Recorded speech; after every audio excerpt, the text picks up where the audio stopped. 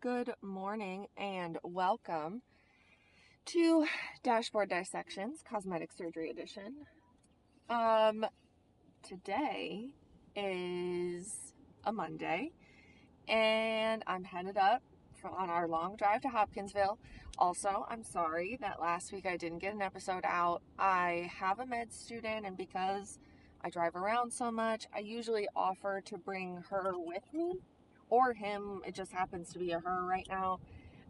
Because I feel bad making people drive really far when they've already, traveled to come and work with me. So I haven't had as much alone time in the car as usual. So here we are.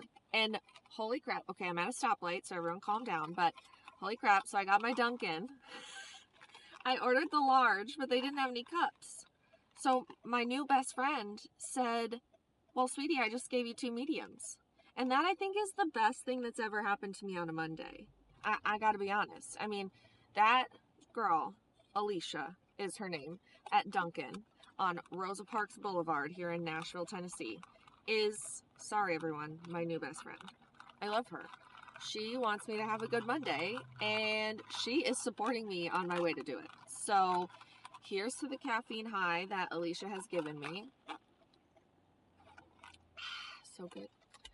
But yeah, so today is a Monday, and last night, okay, so this will be like a week late, so I'll probably be devastated by this point, but last night, the Iowa Hawkeye men's basketball team beat the Florida Gators in the best, okay, probably not, but the best buzzer beater 3-pointer by Alvaro Folgueras.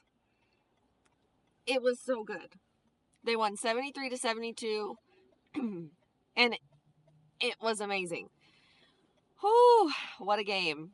It was aggravating to watch. I gotta be honest. It hurt. It took years from my life.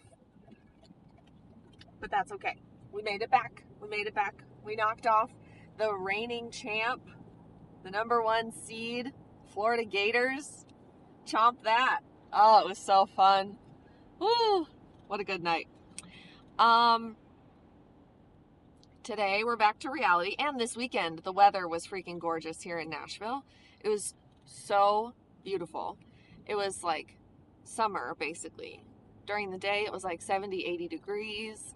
It was beautiful out, and today it's this crappy gray blech. Hated it. And it's kind of chilly. Like my car isn't saying what temperature it is right now because but it's like cold, and I don't appreciate it. It's cold and gloomy and dreary again. Like, it was already a Monday. We already didn't need this kind of downfall, and here we are, but whatever. So what do we talk about today? Well, I guess here's where my mind went. I was thinking about the beautiful weather this weekend, and I was thinking about us driving around with the windows down, enjoying the weather. And of course I had my arm, out, and I was wearing a tank top, and I saw some flabby skin on the back of my arms yesterday that made me want to cry. So maybe let's talk skin tightening options, because there are some are better than others, but not any of them are fantastic, which is why the best solution usually for excess skin is cutting the excess skin out, excising the excess, if you will. But there are more and more minimally invasive techniques to try to tighten up the skin. A lot of them act on collagen, because the thought is if you can stimulate collagen production, if you can make your collagen more functional and make more of it, that will help with skin tightening and overall won't require a big giant scar. So a lot of things focus on that. Now, in the face, that looks like there's collagen stimulating injectables and things that produce more collagen in the skin. Ooh, I'm blanking. It's either Sculptra or Radiesse. I think it's Radiesse that does that. And it basically stimulates new collagen production within the face. People use it in the hands. You can use it really anywhere, but it can get a little pricey if you're using it like on the back of the arm. Other options in the face and smaller areas, there is Morpheus. And actually Morpheus can do a larger area, but a lot of it is limited by the fact that it can be painful because it's microneedling with a radio frequency applied through the microneedles. So it's not the most comfortable thing in the world, but you do get numbed topically for that. There's also another injectable, Skin Vive, that Allergan uses that helps it doesn't just like make skin tighter. It's more of like an under the skin hydrator. And it can help just kind of overall give you that kind of glow. But the Morpheus is a topically applied microneedling that applies radio frequency as well to help tighten the skin. It functions similarly to Face Tight, AccuTight, Body Tight, which all are applied under the skin, but it's similar technology. So it's radio frequency that's applied under the skin directly to the dermis. So Body Tight, AccuTight, Face Tight, it applies that radio frequency directly to the dermis, and the goal of the radio frequency is threefold. Number one, the byproduct of radio frequency is heat, and that naturally kind of shrinks and tightens up the skin a little bit. Number two is it helps formulate collagen that you already have back into a more organized, linear fashion to be more effective and functional. And number three, it stimulates new collagen production. More collagen, in theory, means tighter skin. So that's the three ways that those act. Renuvion is a similar technology. It's not exactly the same, obviously, but it is similar. And the nice thing about Body Tight, Face Tight, AccuTight, some people for smaller areas you can do this procedure awake. For bigger areas, I usually recommend going to sleep. It can be uncomfortable, and the thing about it, now not to freak anyone out, but the thing about it is that there are a lot of like noises, there are a lot of smells, and this is true for almost any procedure, but this one in particular, it can be a lot for someone to be awake. Now we can give you oral medication to help you forget, help you relax, all of that, but it still can be kind of a lot. So I don't always recommend it, especially a lot of people do awake, Face Tight, AccuTight, obviously on the face and neck. Honestly, that worries me a little bit because if you start talking during the procedure, you're moving all of that anatomy around. Now, the nice thing about it is that, God forbid there's any nerve or anything worrisome, you're going to know right away. Can you do much about it at that point? No. So it's not really a super helpful safety thing. It's just that you kind of know and notice right away as opposed to finding out later when they wake up. Again, when you're applying heat and radio frequency to nerves, there's not much that can be done in an office procedure, whether you're awake or asleep, about it. You kind of just have to wait and see how it heals. But anyway, that one of the downfalls of Body Tight, AccuTight, Face Tight is that the results aren't results. I'm just making up new words today. Oh my gosh. The results are not always fantastical.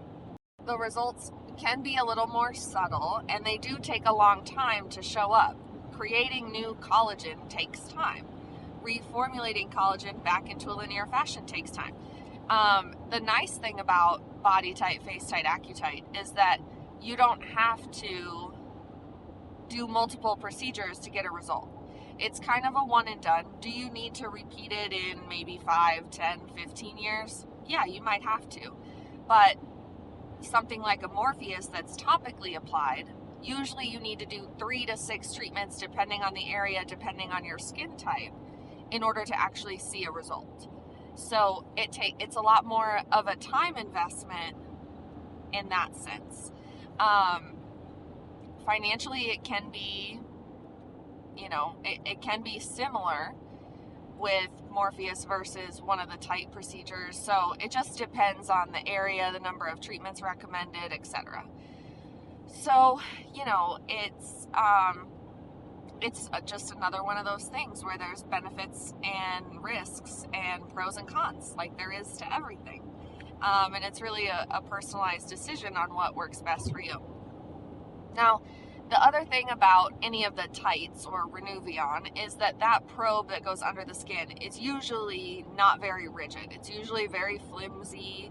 And so most everyone does a little bit of liposuction with the tight procedure in order to open up those tracks and allow for that flimsy probe to travel there without issue.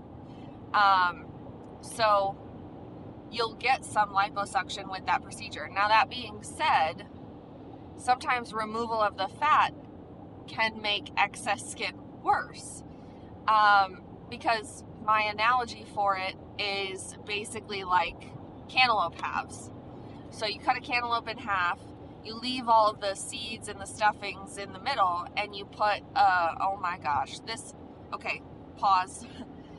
This traffic is insane because there's an idiot sitting in the left lane going 65 miles an hour in the left lane on the interstate. And I hate this interstate. So the procedure, in order to tighten the skin, can sometimes cause more excess skin if you're utilizing liposuction in the wrong ways. So really what I was saying, my cantaloupe analogy is the best one I've got, but it could be better. Maybe someday I'll think of something better. But when you cut a cantaloupe in half, instead of taking the seeds and all the stuff out of the middle, leaving it in place and then putting saran wrap over the top, the saran wrap which is analogous to the skin in this analogy, the saran wrap sort of sits nicely on top. It's nice and flat. And then other times when you take that out and then you put the saran wrap back on, it sort of kind of dents in crevices. And that's sort of what happens when you remove the fat. You remove the structural support to the skin, and that can leave you with that excess kind of weight loss, crepey skin that can hang and sag and not be attractive or not be something that people want. So, you need to utilize the liposuction for a tightening procedure. You need to utilize the liposuction in the correct way in order to make sure that you're not going to make anything worse. And for those reasons, be it like the risk of excess skin and not getting what you want, a lot of people, and I probably do too good of a job at telling you that, it might not work. And that tends to sort of scare people away. But I feel like it's my job to tell you that these results are not going to be like, something that people will notice. You will notice. But others will probably say something is different, but I can't quite put my finger on it. Whereas you might feel like it's a huge change. Sometimes you don't. And I think a lot of the problem with these tightening procedures and the reason that we've had some difficulty with seeing results is that it requires a good patient selection. As does everything. You want to do the right procedure for the right patient to get the right result. And so this procedure is no different. But I feel like people who have excess skin and want it to look better, many of them, especially in the areas for women that are common, arms, lower abdominal area, inner thighs, neck, chin, less so the neck and the chin, but more everything else, you're more likely to have stretch marks in that area. So stretch marks, that like lighter colored area of the skin, is actually the absence of having dermis. So there are 2 layers to the skin, the epidermis, which is what we see and feel, and it's got 5 layers of keratinocytes that, we can cut through. That's why if you cut yourself really superficially, or even just a scratch where it kind of turns white but it doesn't bleed, that's only touching your epidermis. Anything that bleeds has by definition touched your dermis, because that layer of the skin, that second layer of the skin, is what houses blood vessels, nerves, multiple different types of cells that help you determine vibratory touch, stimulation, pain, temperature. All of those cells are within the dermis. Hair follicles are within the dermis, and collagen, elastin, all of that is held within the dermis. So if my goal of radiofrequency, Morpheus, whatever, is to treat the dermis to stimulate more collagen to be produced, and I'm applying it to an area of the skin that by definition does not have dermis, I'm not going to do anything. I'm not going to affect anything. I'm not going to change anything. So those areas are, you're going to throw your money down the drain by doing that. Now, the areas around it can tighten up, and that can make those stretch marks look smaller sometimes. That's absolutely a possibility. By affecting the areas of skin around the stretch mark, it can kind of make that area seem smaller. But it will never take away your stretch marks. They will never be removed. They will still be there. The only way to get rid of them is to cut them out at this time. So in someone who wants a skin tightening procedure, who in the area that they want affected is covered in stretch marks, that's probably not going to be a great result. Now, it's always your choice as the patient. It's always your choice. All I can do is give you information, and that's the information that I have. This procedure affects the dermis. This area of skin has no dermis. So we will only be treating a smaller area than what you are looking for. Will it give you some result? Yes. But it's my job to tell you that that result is probably not going to be a major transformative change. It is a more subtle difference. It is a more subtle change. I have had a lot of people have fantastic results with these procedures. Now, the other thing about it is that it doesn't always show up on pictures very well, these results, because it's more of a change of the actual skin. And that is harder to capture in photos. I feel like arms especially, even at baseline, even when I feel like I've had a fantastic result from liposuction, with or without the body tight, I feel like those photos never do it justice. And yet, that is the area of the body that most women tell me is like the biggest impact on their life when I do that procedure. Because if you think about it, your arms are almost always out unless you have sleeves on. So anytime you're wearing a tank top, a bra, a t-shirt, a dress, your arms are out. And you can't really hide them. You can't really put them in Spanx like you can put the rest of your body.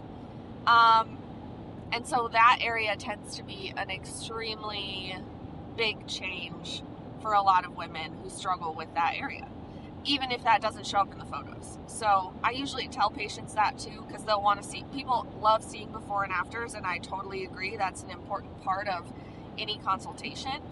But arms don't always show how drastic of a change it really is for the patient. And that's just one of those things that I feel like I see pretty regularly. But it is a really life-changing thing.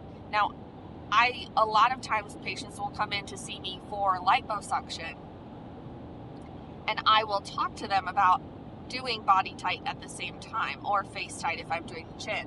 And the main reason for that is I have a concern for excess skin after the liposuction, and we try to avoid that problem by doing the body tight at the same time. I also always tell people that you don't have to do it at the same time. We can come back and do the body tight later if you deal with excess skin and you're like, okay, I'm ready to try that. That's always an option. So it's a nice, tightening procedures are nice because you can sort of add them on to liposuction to try to avoid the risk of excess skin, or you can do them solely alone and work on just getting the skin nice and tight. So they are a great procedure. The recovery is similar to liposuction. There's not a ton of downtime. I do still recommend, because I utilize the numbing technique that I use for liposuction, I do still recommend compression and massage to the areas that we work on. And I also, other than that, it's like 1 week of no rigorous activity. After that, it's really any activity that feels comfortable for you and your body isn't screaming at you about, other than submerging the incision. So no swimming for at least 6 weeks. And that's just to allow the incisions to completely heal and avoid any risk of infection. So the downtime is minimal, and the results can be great. But again, it takes time. So I usually tell people you're not going to see much of a result. The skin can sometimes, after these procedures, during your recovery, the skin can turn a little bit red, a little bit flaky, almost like a sunburn. And that's completely normal. That's part of the recovery process. It's part of the radio frequency application. If you think about radio frequency, rays and, trying to think of the word. I can't think of it. Anyway, the byproduct is heat, and that can give you a little sunburn, basically. But it's overall nothing to be concerned with, and really just keeping the skin nice and moisturized like you would if you had a sunburn is important to allow for its healing. But it is a great procedure. It's nice that you can do it alone or in addition to liposuction, and it really can do a lot to change things for a long period of time. But it is a more subtle change. The better way to deal with excess skin, depending on the amount and depending on the overall quality of the skin, the last resort is to excise the tissue, and that's a brachioplasty, a tummy tuck, breast lift, etc. So, oh my gosh, I had someone call me the other day, call the office, and ask for a vampire breast lift. Okay, so this is a total caveat that I just thought of. And my front desk person came to me and said, "Do you do a vampire breast lift?" And I said, not unless it's Halloween and I'm dressed up as Countess Dracula. So then I started looking at it. People are actually, now, again, Wild West. People can call things whatever they want. So what I found on the internet, which is, not always the best source, but it was the source I had at the moment. What I found on the internet was that people are utilizing basically PRP with microneedling and sometimes even deeper injection to give you a breast lift. Not me dramatically side-eyeing the camera. But I have to say, while I love ingenuity and innovation, unfortunately for all of us, myself included, there are no scientific ways to get the breasts to move north other than me cutting it out. It's the same thing it's similar to rectus diastasis. There was a lot of thought that ultrasonic therapies and frequencies and physical therapy and core strengthening and all this stuff could repair a rectus diastasis. It cannot. Nor can microneedling your breasts with PRP or injecting PRP deep into the tissue lift them back up north. I'm so sorry. So sorry to burst the bubble of whomever called our office, but that's not a thing. And I can almost guarantee you that that's not going to work. Now, will it make your skin nice and glowy on your breasts? Yeah, I'm sure it will. PRP is great for rejuvenating the skin, but it does not, a vampire facial does not forego a facelift. Just like a vampire breast lift is not going to give you a breast lift. So while I appreciate people trying to do more, I think a lot of times people get swindled into these new techniques and new technologies, and there's really no data behind it. So, yeah, just be careful out there. Like I've always said, it is the Wild West out here in the cosmetic surgery world, in the aesthetics world. It's in the big wellness world. It's there's not a lot of regulation. Like I said, people can call things anything they want. Maybe when you go in for a vampire breast lift, they say, okay, so I have to tell you, this isn't really a breast lift. But I just hope that everyone is happy with their results of whatever procedure or anything that they get done. Again, no shame, no problem. You want to do that, great. Go ahead and try.